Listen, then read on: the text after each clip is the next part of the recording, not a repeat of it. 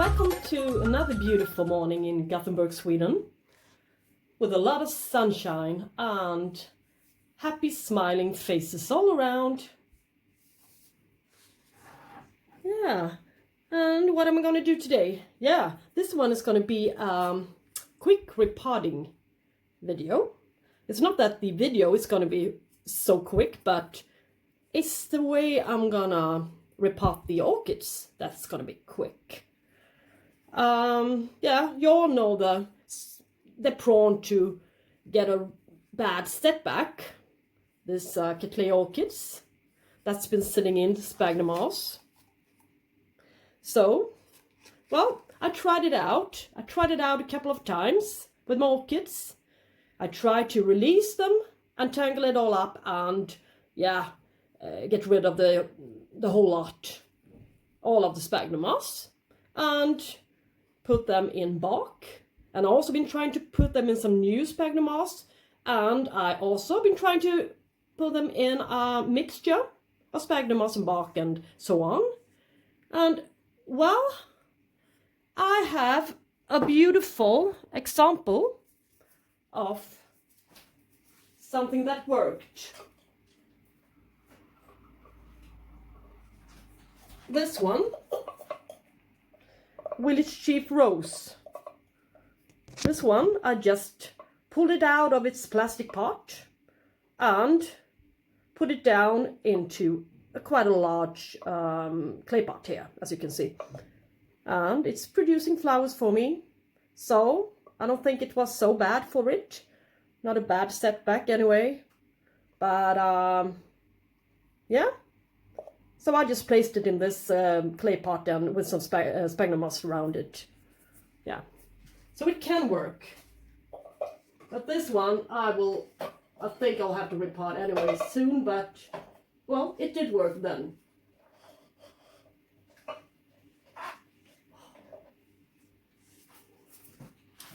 Today it's gonna be this Rth Duhs Passion Spring that I got from Sweden Åkessons in Germany. And I'm also gonna, yeah, move this guy, Rlc Golf Green Hairy Pig, to a clay pot, the one it's sitting in right now. Unfortunately, I couldn't find a smaller pot, so it will be a real shallow repotting here. It's gonna be, yeah, quite far down into the pot here. Yeah. So let's get on to it. I'm going to start with this one I'm holding in my hand here. Golf Green Hairy Pig. So what am I going to do? I'm going to take it out of the plastic pot here. Squeeze it. This one is really stiff. It's tightly packed. So when I poured some water on top of it, it just stayed here. It didn't go down into the media for quite a while. So,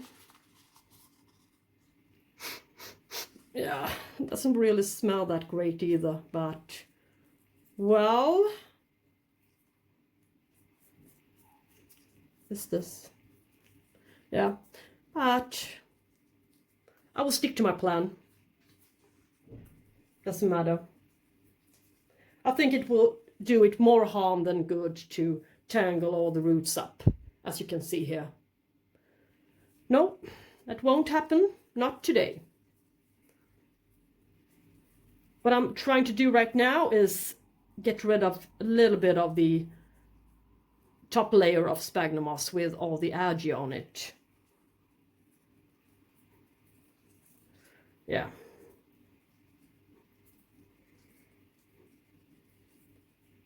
Before I do anything else. I'm not so fond of this. But I see no solution. I will give it a bad setback if I do anything else with it. It holds quite a lot of water now.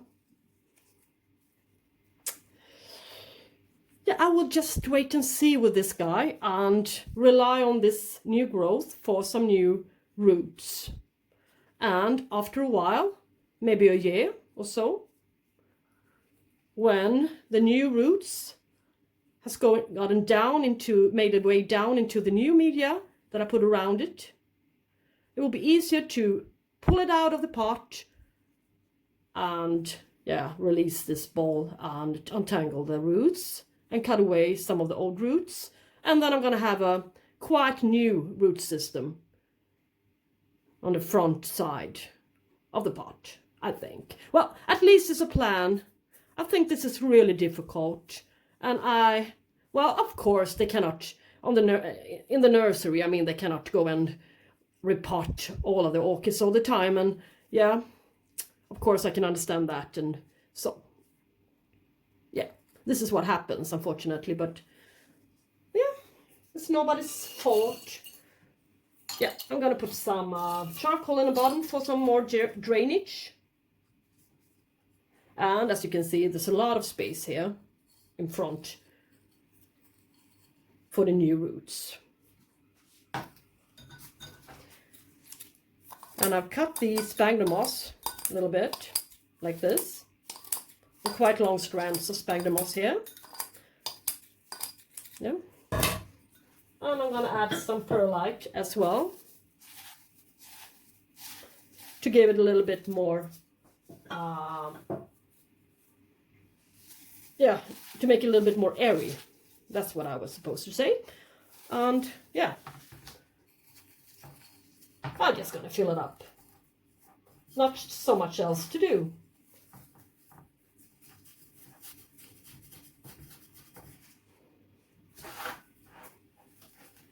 So, yeah. I'll just hope for the best. At least I didn't disturb the roots, and of course the roots are gonna die off in a year or so, but I will get some new roots here, so yeah, it's gonna be great. At least I hope so. Like this. Quite low down in deep down in the pot, so I wouldn't have to fill it up too much, so it will get even soggier. And now I'm going to get rid of the old sheath here, in order not to let the scale get hold of this guy.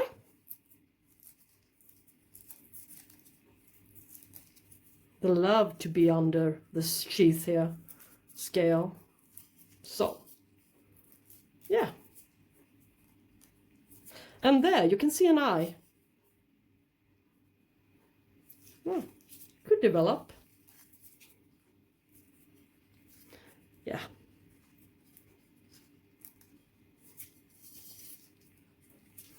Yeah, it's okay. It's quite all right. Just, yeah. The tag. And the stake, of course. So, which one to stake up? This one, I think. Like this.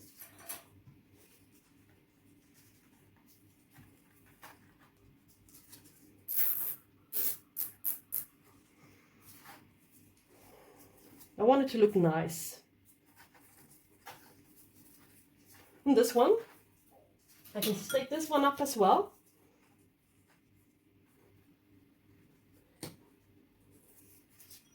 To make it more upright, the whole plant. I want it to be more upright and not so flimsy, falling over to the sides. And it's a space saver as well. Yeah.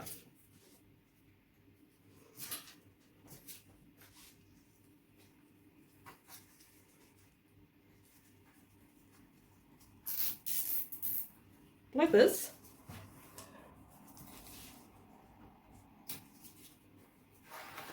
It's good enough.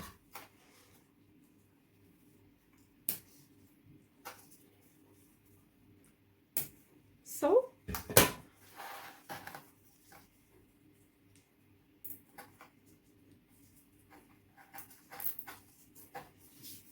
yeah.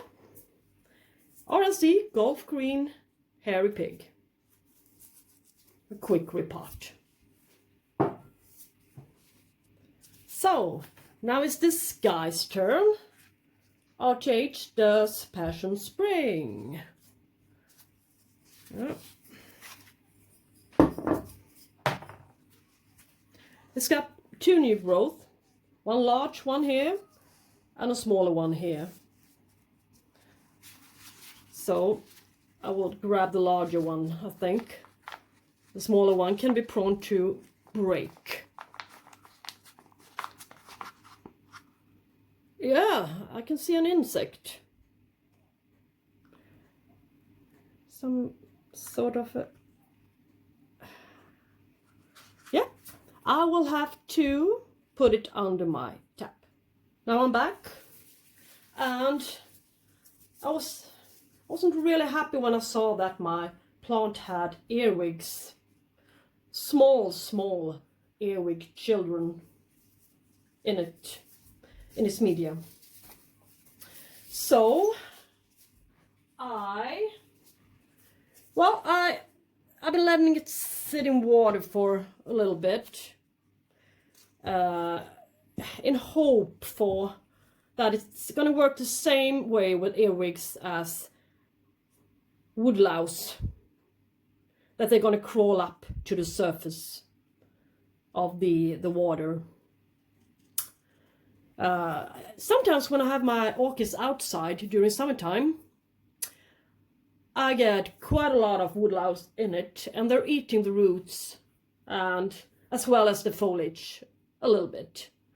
But what I did was put the whole plant into a bucket of water when it was about time to bring it in, when autumn was approaching, and the woodlouse, all of the woodlouse were lice, I should say, were making their way up to the surface, and they're crawling out of the media since they didn't want to be drenched. So, well, I decided to get rid of a little bit of the media here. So, but I cannot see anymore. So, hopefully it was only that guy, but you never know. So, yeah, I can't see anything moving here, but I'm a little bit scared, I must admit, that they're gonna spread. Yeah, well, anyways, I would just have to proceed with my repotting here. A few pieces of charcoal. And this one, yeah, it's sitting quite nicely already.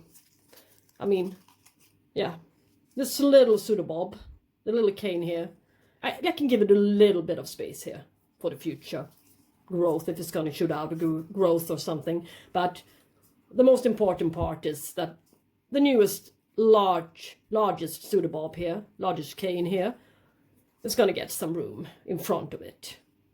Okay, now I'm just going to fill it up a little bit with some sphagnum moss around the edges, around the sides. Yeah. Some sphagnum moss with a little bit of perlite, as before.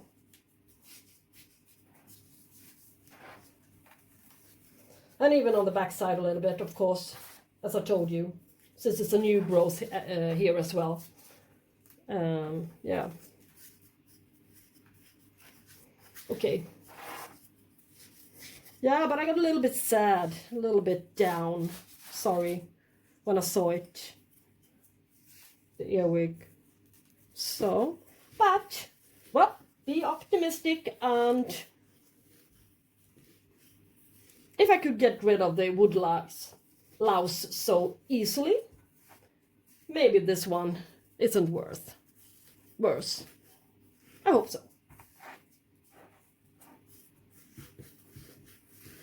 Okay, yeah, I think this will do. Rth Duhs Passion Spring. And yeah, of course, I need to stake it up. I need to stake the largest pseudobulb, largest cane here up a little bit. to make it more stable in the clay pot so it won't fall over that easily. Yeah. Okay, let's see. One stripe here and another stripe here.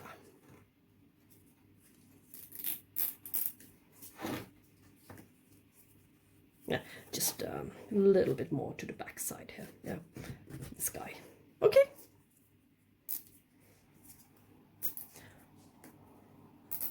I think that would do for today. Yeah. And put it inside a little bit larger pot here, so it dries off a little bit quicker instead of having it into a smaller pot like this. It's gonna stay wet for too long. So this is better, a little bit more air around it. Yeah. Okay, this is it, and that was all, and that was my easy peasy. Yeah, you always yeah, meet up with some problems and difficulties on the way, on the road, you know. So a repotting is never easy peasy. Almost never, at least. Well, thank you so much for watching today, and have a good day. See you next time. Bye bye.